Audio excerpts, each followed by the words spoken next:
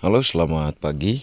Jadi pada pagi hari ini kami mendapat laporan dari warga masyarakat Benten Tubi,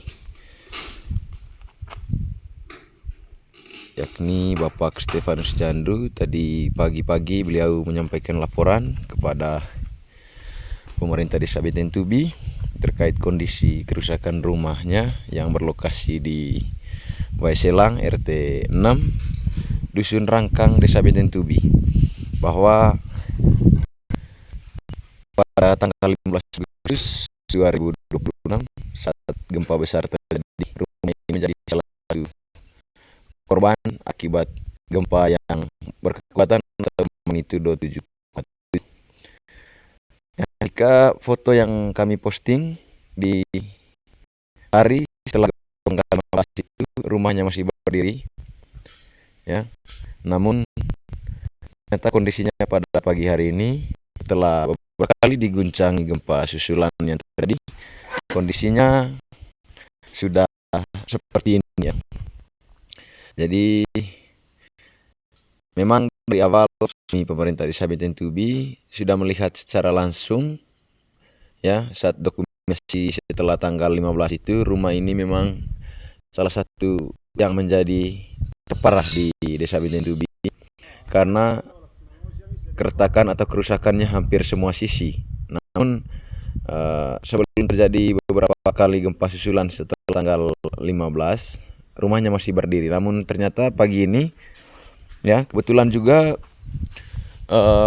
pemilik rumah ini selama ini mengungsinya di Kampung Poka, ya, karena kebetulan rumah ini jaraknya kurang lebih berapa ratus meter dari Kampung Poka, ya. Jadi selama ini mereka mengungsinya di kampung. Jadi ini pemekaran, jalur pemekaran. Jadi saat mereka datang pagi ini tadi, ternyata kondisi rumahnya sudah seperti ini. Ya, mungkin karena susulan yang sudah beberapa kali terjadi, bahkan 5 kali terjadi setelah gempa 19. Jadi ini tampak di bagian depannya. Jadi beruntung saja setelah gempa tanggal 15 itu, Bapak Ibu selaku pemilik rumah ini, mereka langsung mengambil keputusan untuk segera mengungsi, ya, dan untuk tidak ditempati rumah yang mereka bangun dengan susah payah ini. Jadi dengan demikian kerusakan hanya pada rumah, jadi tidak ada korban jiwa, ya. Jadi sekali lagi mereka berharap agar pemerintah dapat memperhatikan rumah ini, karena rumah ini sudah tidak bisa dihuni lagi, ya. Jadi semua sisi mengalami kerusakan, ya. Ini mana? Ya.